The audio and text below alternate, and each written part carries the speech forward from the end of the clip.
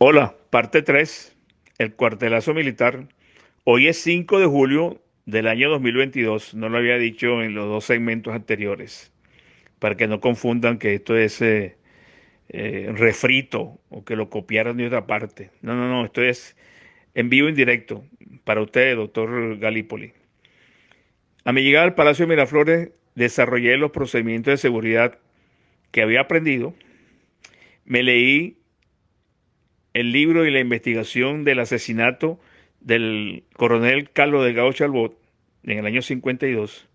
Me leí los procedimientos de seguridad para el atentado contra el presidente Ronald Reagan. Me leí el atentado para el presidente Lincoln y otros atentados que han ocurrido en otros países del mundo sobre la seguridad presidencial. Y establecí mis normas personales, ámbito que yo no conocía porque los oficiales de la Armada no somos expertos en el área de seguridad personal ni altas personalidades. Y yo era comandante de una unidad naval, 200 hombres, un gran poder de combate, 17 años embarcado, una profesión construida milla a milla, nudo a nudo, día tras día, con altibajos, con aspectos positivos, la mayoría, y aspectos negativos como en toda profesión. Le dije al presidente, voy a desarrollar un procedimiento de seguridad y ordené investigar a todos los miembros civiles y militares que tenían que ver con el presidente de la República. Hice una investigación cruzada, DICIP y Guardia Nacional. Cuando ese estudio estuvo terminado, casi 15 días, me llevaron el informe. Yo cometí un error, no lo leí completo. Y cuando le entrego el informe al presidente, se quedó asombrado. Alrededor del palacio había unos 400 personas, escolta civil, eh, secretarios, oficinistas, investigadores, asesores, consultores, etcétera, etcétera, más 1.200 hombres del regimiento Guardia de Honor que yo comandaba. Y le entregué la lista al presidente, me dijo, déjemela por aquí.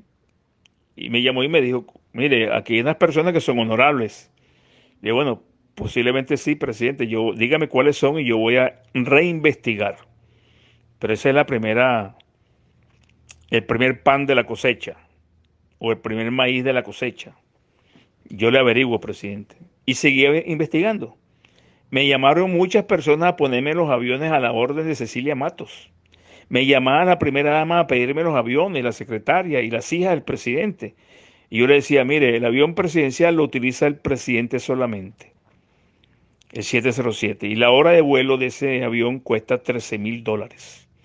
El Lear 3, que es el segundo avión en importancia, la hora de vuelo cuesta $7.000. El segundo avión, Lear 2, costaban 6.000, $4.500. Los helicópteros eran de la Fuerza Aérea mantenidos, helicópteros viejos sin ninguna capacidad táctica, ni radio, ni, ni radar, ni nada de esas cosas. Me pareció extraño que los aviones presidenciales, esos helicópteros fueran tan disminuidos operacionalmente, pero eran 4 helicópteros. Y un avión Learjet asignado al jefe de la Casa Militar, a mi persona, para uso personal, que nunca lo utilicé. Nunca mis nalgas se sentaron en ese avión, ni de mi familia, porque mi familia nunca estuvo cercana a mis cargos militares. Siempre se mantuvieron al margen de todas esas cosas y gracias a Dios mis hijos y mi familia entendieron esa posición. Ninguno tuvo relación con el poder bajo ningún respecto. Entonces yo le decía a esas personas, bueno, póngale el avión usted a la orden. Mira que tengo un Lear tal, un Lear Craft con dos aeromosas bellísimas para vuelos intercontinentales, etcétera, etcétera. Yo tengo mi avión, el presidente vuela en ese avión. El día siguiente que llegué al palacio se me presentó un ministro a mi oficina a preguntarme, mire, almirante, ¿dónde está mi avión? Mi escolta, los radios y los teléfonos. Le dije, caramba, ministro, yo creo que usted se equivocó de puerta. Eso no se consigue aquí. Esta es la oficina de la jefatura de la Casa Militar. Y el jefe de la Casa Militar y su equipo solamente trabajan para el presidente.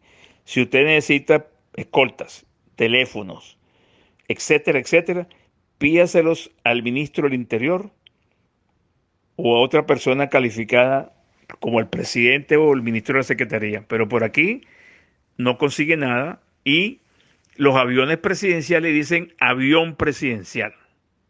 Así que usted no lo puede utilizar. Le tuve que decirle al presidente, mire, presidente, dígale a los ministros que no me mientan. Por supuesto, no todos. Porque me vienen a pedir los aviones a nombre suyo. Y yo sé que es mentira. Entonces, por favor, dígales que me respeten. En otra oportunidad, el presidente me llamó al Consejo de Ministros porque un ministro dijo que yo lo estaba espiando por teléfono. Y yo espiándolo a un ministro. Yo no vine aquí a ser espía de nadie. Me llamó el presidente al Consejo de Ministros, están todos los ministros. Me dijo, almirante, explíqueles a los ministros su función. Le expliqué brevemente mi función y les dije, les coloqué en el teléfono del Inter un grabador para uso exclusivo de ustedes, no de la secretaria ni de la esposa. Cuando el presidente los llame, ustedes responden por ahí y atienden la llamada del presidente o lo atienden en diferido, pero ustedes reciben el mensaje. Para eso son los grabadores. Yo no los estoy espiando. No tengo por qué espiarlos a ustedes. Y les digo, hubo dos personas que se robaron dos líneas del palacio.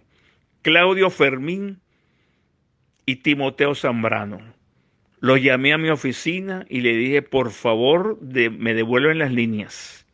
La voy a mandar a buscar con un miembro de la Casa Militar de Comunicaciones. Eso es un abuso lo que ustedes hicieron. Resulta que el soldado, el guardia que puso las líneas en esas casas, le pagaron 200.000 bolívares.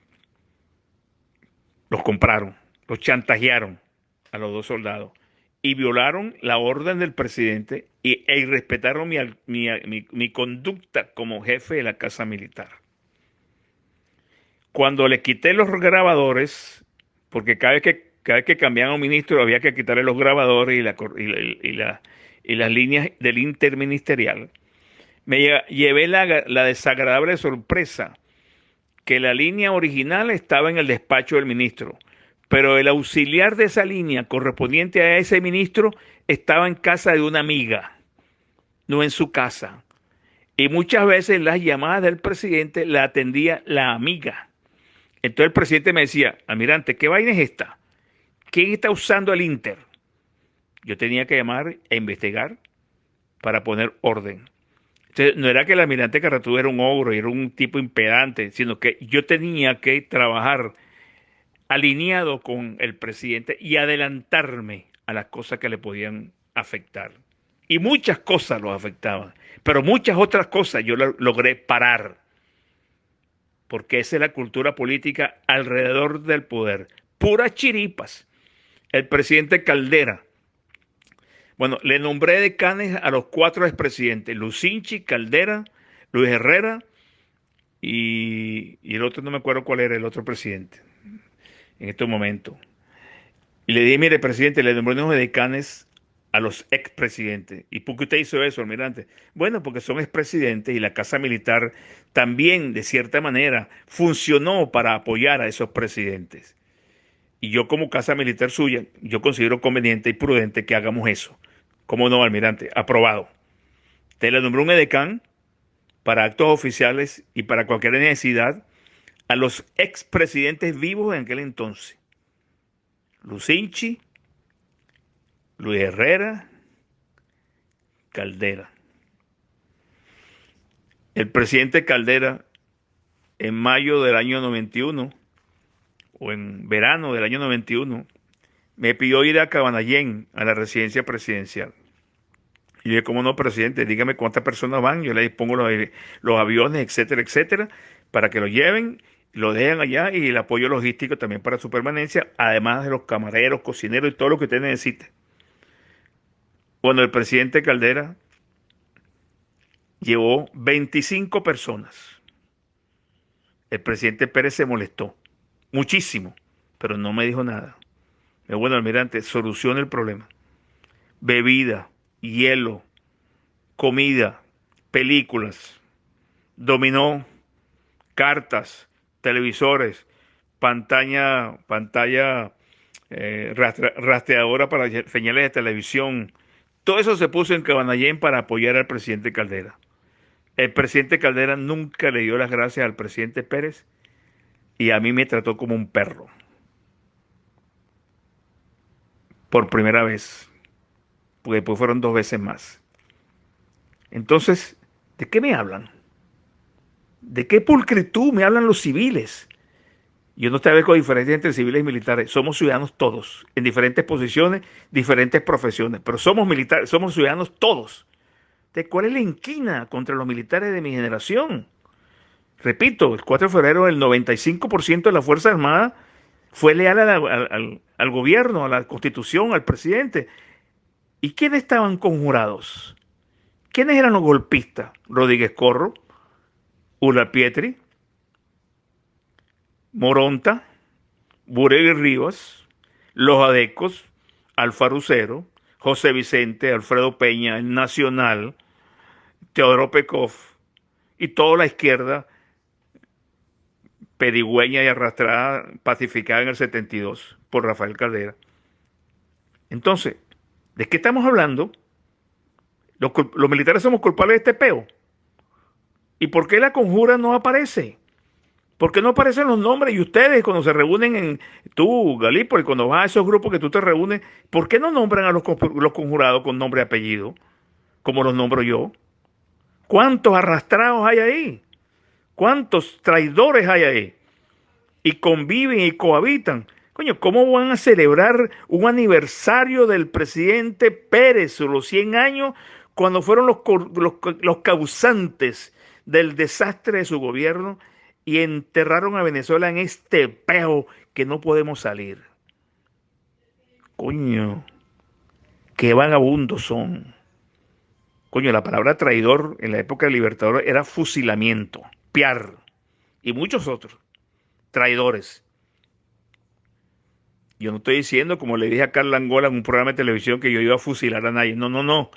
Que la palabra traidor, cuando hay un país en emergencia, en estado de guerra, de invasión, como está Venezuela, a los traidores hay que eliminarlos o meterlos presos. No hay otra. Y la oposición política nuestra está preñada de traidores. Y no me van a hablar, carajo, porque los voy a nombrar toditos y va a afectar la familia de muchos. Porque Iván Carratú mantiene una posición patriótica, institucional. No me vendo, ni tampoco vendo la información. Y digo lo que tengo que decir. Varias personas me han dicho que yo digo muchas vainas. Bueno, la historia no puede ser manipulada. La historia tiene que ser historia. Y yo soy parte de un grupo de venezolanos, como todos ustedes, que están construyendo la historia desgraciada en tiempo presente. Y el que guarde silencio, el que tape, el que oculte y el que disimule esa traición es tan traidor como el pecador que la comete. Y ambos merecen el repudio social y el rechazo de los venezolanos. Porque no es cuento, no es elecciones, no es liderazgo político. Fíjese el Guaidó un traidor. El Vecchio, el Borges, Ledesma, el otro, están en Europa, no sé dónde están metidos todos. ¿Y cómo viven? Porque yo no conozco que hayan sido productivos en su etapa profesional. Yo no sé a qué escritorio permanecían, o si el CEN de Acción Democrática los enriquecía, y el CEN de Copey, y el CEN de la izquierda, el Partido Comunista, y todas esas vainas, esos partidos y militares también que se enriquecieron en ese periodo. ¿Dónde está la producción para vivir en el extranjero sin trabajar? Explíqueme. Entonces, la conjura militar o la conjura civil militar fue el acabose de Venezuela como país. Por eso es que hoy, 5 de julio del año 2022, yo no tengo nada que celebrar, no hay ningún júbilo. Lo que es tristeza y una profunda reflexión, no contra los ciudadanos venezolanos inocentes de esto, contra los traidores que todavía están en todas partes del mundo y aquí en Miami sobran esos traidores. Dios y patria. Hola, parte 3, el cuartelazo militar. Hoy es 5 de julio del año 2022. No lo había dicho en los dos segmentos anteriores.